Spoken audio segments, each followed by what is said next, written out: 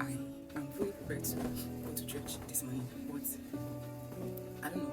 I woke up, I wasn't feeling overwhelmed per se, but I was in deep thoughts. Like, so many things were just running through my mind. And I kept saying, yeah, of course, I trust God. Like, even when some thoughts come to your mind and you want to, like, shush it one side, like, please go. So I was in the bedroom and I remembered Psalm 34, God is close to the brokenhearted. Like, I was like, yeah, it's true. So, and then I came out.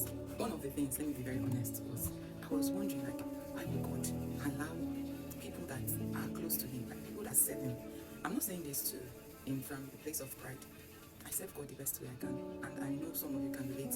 When you are close to God, you are working towards obeying Him, trusting Him, having faith in Him, praying, everything. But then there is this set of people that they don't even need to do too much. They don't even need to go to church on Sunday. They don't even need to pray, and then things happen. Like, they don't even struggle.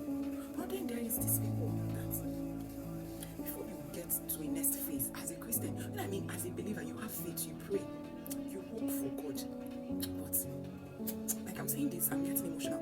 I'm sure you people will relate. And then I came and then I opened my Bible and see, as a Christian, read the Word of God. See, everything you need is inside.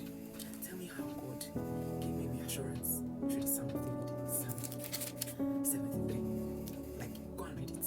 I'm going to read the parts because I don't want to make this video long. I had another video I'm going to post today, but since this came, I said I'm going to share it so that if you are feeling like that, God has reassurance for you, and it gave me closure. And on the background, I was playing, this is my playlist, I call it spiritual motivation, whereby if you're feeling down, like, you listen to song, I encourage you to do that too. So, and I read, this particular part was what has been in my thoughts. Is on verse, let me read from verse 2. But I had nearly lost confidence. I'm reading from the Good News.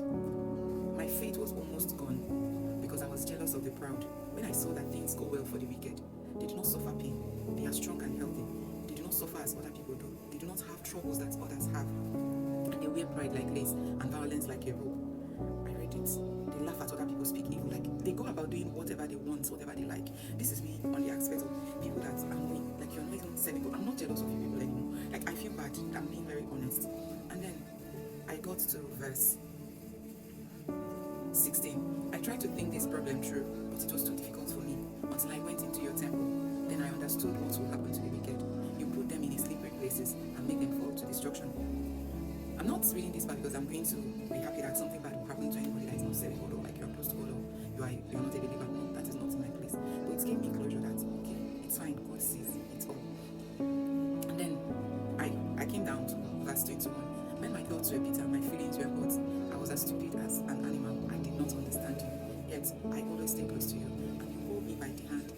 And then I read this part about, yes, you guide me with your instruction. So when I read this part, that's when I now actually realized that why you are actually close to God is for this kind of moment.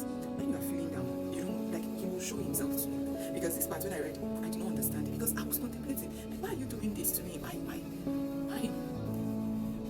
Yeah. So, and I'm like, I'm getting emotional because I have something. Me and God, we are putting one leg in one trouser.